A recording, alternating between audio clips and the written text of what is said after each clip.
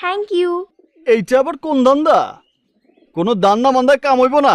যাও আবার রাস্তা মাপো, যাও। না না, তোমাকে কিছু দিতে হবে না। তাইলে আমার জন্য কি একটা রোগ হয়েছে, ডাক্তার বলেছে আমি নাকি বাঁচবো না, কিন্তু যতদিন বাঁচবো প্রতিদিন আমাকে 1 ব্যাগ করে রক্ত দিতে বলেছে। কিন্তু যারা আমাকে রক্ত দেয় আমি তাদের কাউকে চিনি না, তাই আমার সাথে যাতে দেখা হয় তাদের সবাইকে আমি ফুল দিয়ে থ্যাংক ইউ বলি। আমি তো তোমার রক্ত দেই নাই। তাতে কি, আগামীকাল হয়তো দেবে। এই যে মামুনি, আমি তোমাকে সারা মহল্লা খুঁজে বেড়াচ্ছি। আমি না বলেছি আমাকে না বলে তুমি কোথাও যাবে না? যখন আমি উপরে চলে যাব তখন যদি তোমাকে বলার সময় না পাই, তাই আগে থেকে প্র্যাকটিস করছি, যাতে আমি হুট করে মরে গেলে তুমি কষ্ট না পাও। এমন কথা বলো না মা, আমি আমার সবকিছু বিক্রি করে তোমাকে বাঁচাবো, তোমাকে আমি মরতে দেবো না মা। মরতে আমিও চাই না বাবা, আমিও চাই না তোমাকে ছেড়ে যেতে, কিন্তু আমার চিকিৎসার এত টাকা তুমি কোথায় পাবে বাবা? সব ব্যবস্থা হয়ে গেছে মা। এই দেখো, আমি টাকা নিয়ে এসেছি। এই টাকা বসকে দিয়ে যদি জায়গাটা ছাড়াতে পারি তাহলে তোমার চিকিৎসা হবে, তুমি হাসবে, খেলবে, ঘুরে বেড়াবে। চলো চলো মা। আসসালামু আলাইকুম বস। ওয়ালাইকুম আসসালাম।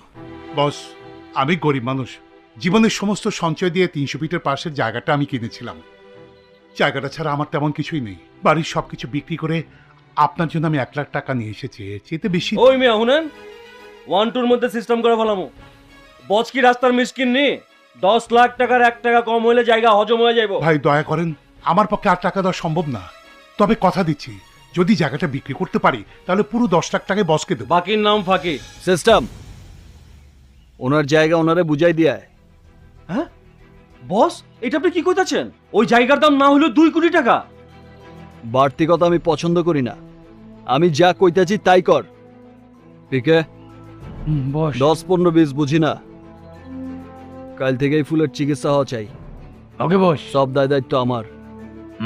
আমারও একটা বইন আছে, আজ যদি ওর কিছু হইতো আমি কি ওর চিকিৎসা করাইতাম না? বস আমি কথা দিচ্ছি, জায়গা বিক্রি হলে জায়গা আপনার বিক্রি করতে হইব না, জায়গা বেচা আমার বোনটা বিয়া দিয়েন। বস হ্যাঁ, আব্বা জানে তো ফোন করছে। আমি দেখ কি কয়। বস হালকা চাপ লই তুইব, আব্বা জানাইতাছে। হ্যাঁ সিস্টেম, লাল বাতি অন কর, সাইরেন বাজা।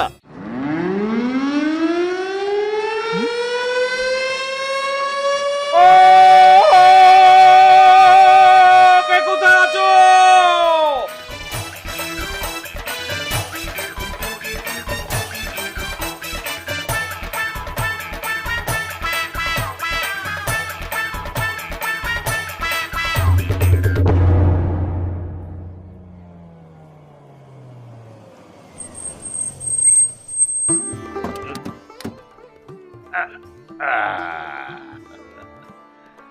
আরে এসো এসো ডাক্তার আদনান, দেখে যাও।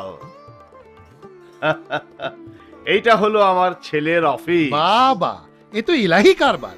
আরে হবে না, আমার ছেলে ভূমি মন্ত্রণালয়ে বিশাল চাকরি করে, এসিল্যান্ড। এসিল্যান্ড?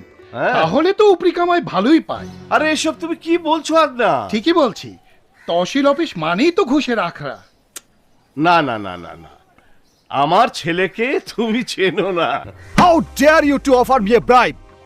আমাকে ঘুষ দেওয়ার সাহস তুই কোথায় পেলি? তুই জানিস আমার শরীরের প্রতিটি রক্তের কণায় কণায় মিশে আছে আমার বাবার আদর্শ, শিক্ষা আর আমার মায়ের পরিশ্রম। আমার বাবা আমাকে সুশিক্ষিত করে এই সরকারি চেয়ারে বসার যোগ্য করেছে, আর তুই তার মেহনতকে কুলসিত করতে চাস, বদনাম করতে চাস আমার মায়ের প্রচেষ্টা। সেন্ট্রি, অ্যারেস্ট করো এই দালালটাকে, ওকে থানায় দিয়ে এসো। একজন সরকারি অফিসারকে ঘুষ দেবার অপরাধে ওর নামে মামলা করে এসো। এবার মতো কোনো কথা নয়, আই হেট ক্রিমিনাল। যাও। হ্যাঁ, আমাকে ঘুষ দেয়।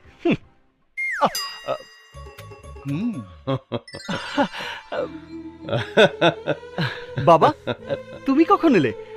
আমাকে ফোন দিয়ে আসবে না? আরে ফোন দিয়ে আসলে আমার ছেলে কত বড় মনের মানুষ হয়েছে তা তো বুঝতে পারতাম না। কেমন আছিস? ভালো বাবা, খুব ভালো। আই সিস্টেম, মিস্টার মাজদান।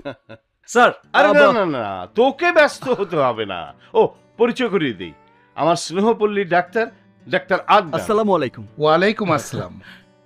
আমরা এসেছিলাম মিটফোর্ড থেকে স্নেহপল্লী হাসপাতালের জন্য মেডিসিন নিতে, কিন্তু তোমার বাবার পিড়াপিড়িতে তোমার অফিসে আসলাম। আপনাদের মেডিসিন নিতে মিটফোর্ড যেতে হবে কেন?